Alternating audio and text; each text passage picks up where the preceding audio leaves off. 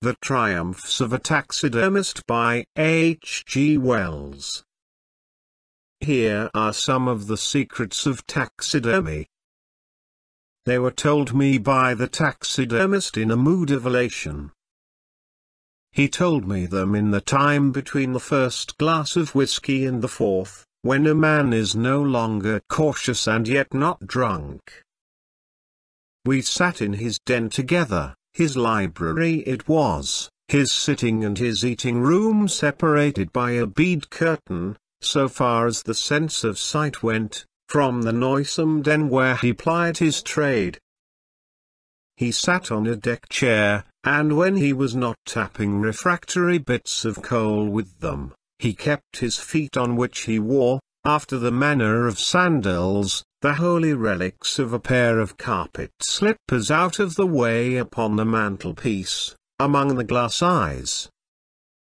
And his trousers, by the by, though they have nothing to do with his triumphs, were a most horrible yellow plaid, such as they made when our fathers wore side whiskers and there were crinolines in the land.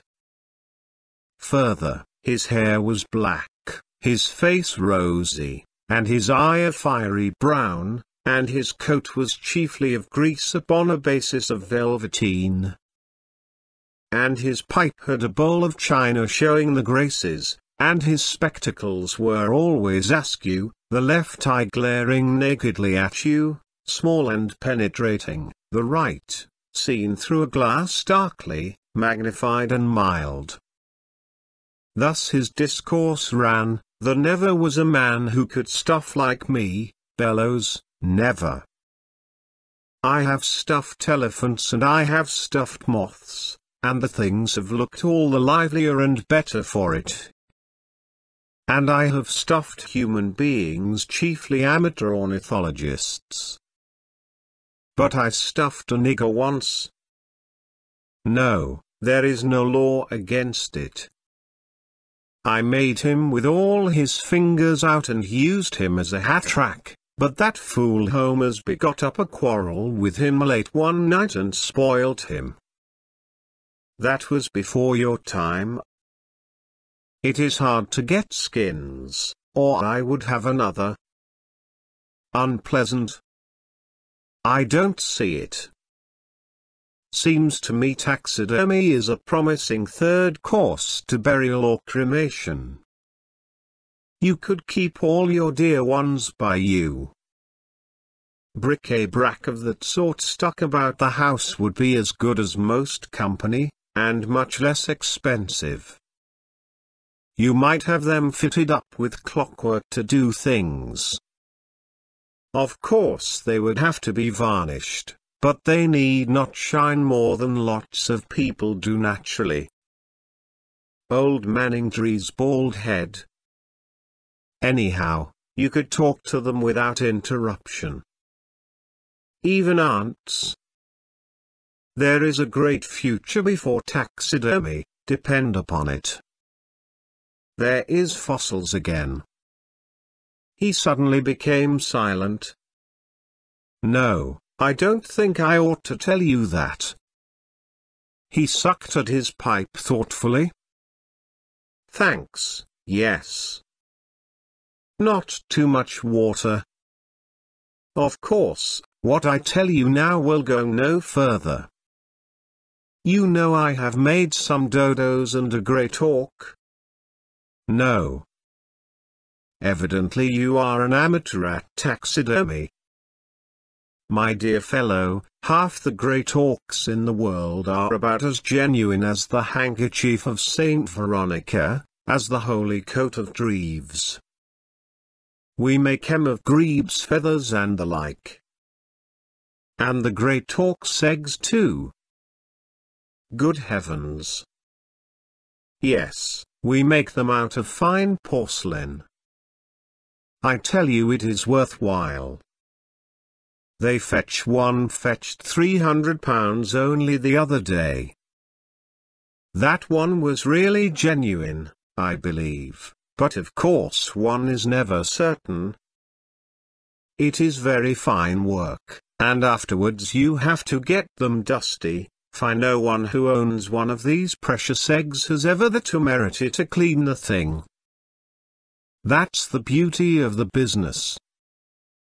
Even if they suspect an egg, they do not like to examine it too closely. It's such brittle capital at the best. You did not know that taxidermy rose to heights like that? My boy, it has risen higher. I have rivaled the hands of nature herself. One of the genuine great auks, his voice fell to a whisper, one of the genuine great auks was made by me. No.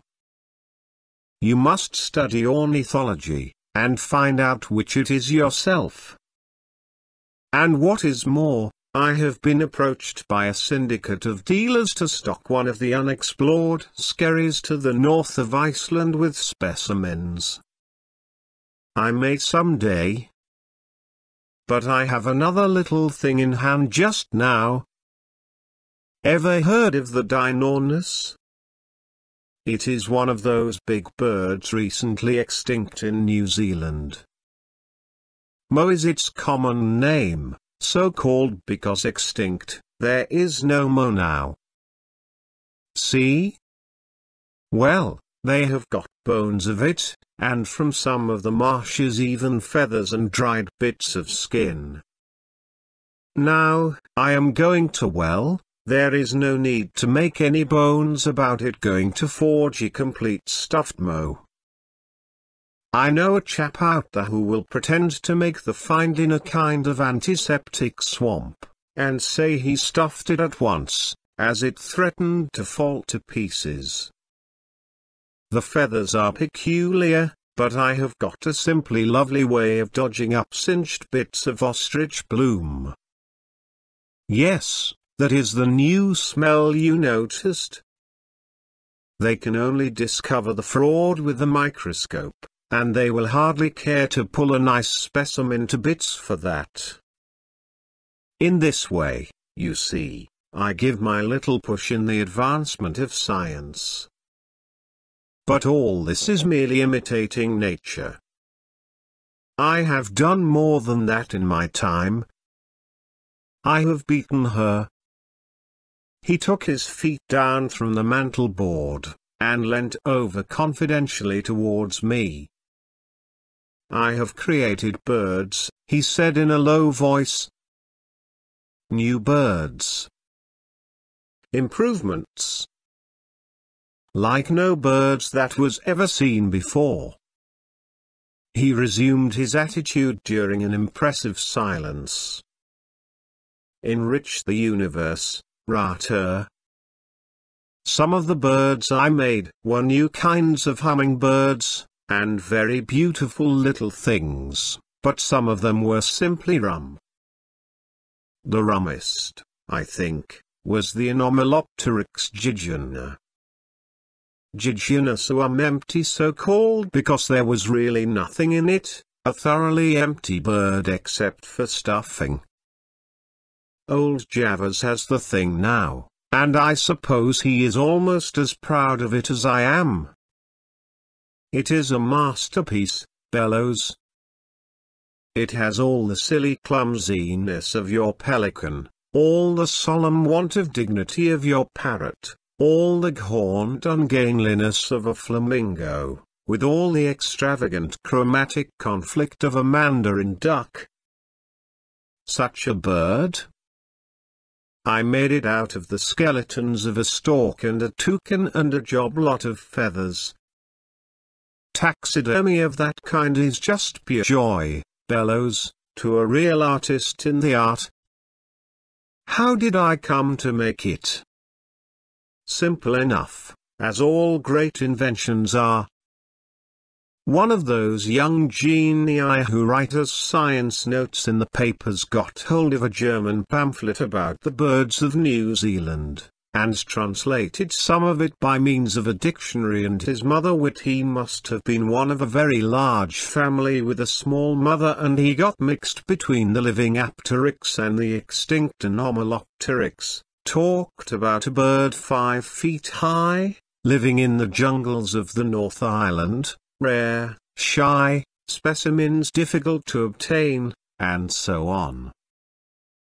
Javers, who even for a collector, is a miraculously ignorant man, read these paragraphs, and swore he would have the thing at any price.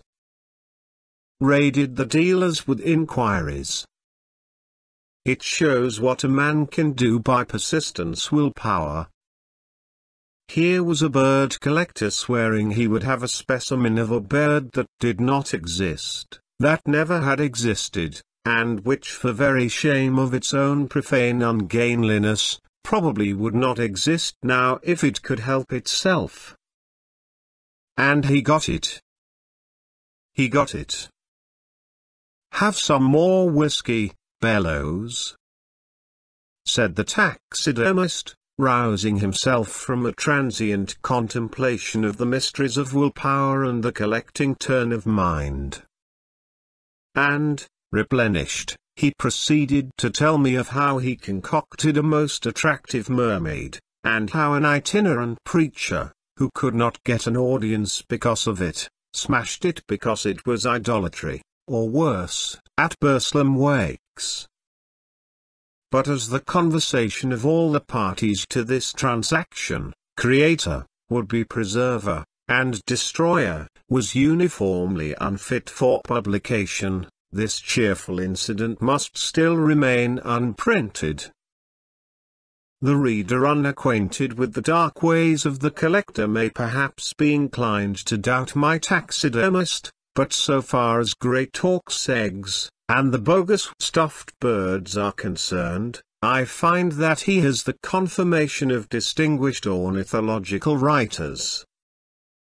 And the note about the New Zealand bird certainly appeared in a morning paper of unblemished reputation, for the taxidermist keeps a copy and has shown it to me. A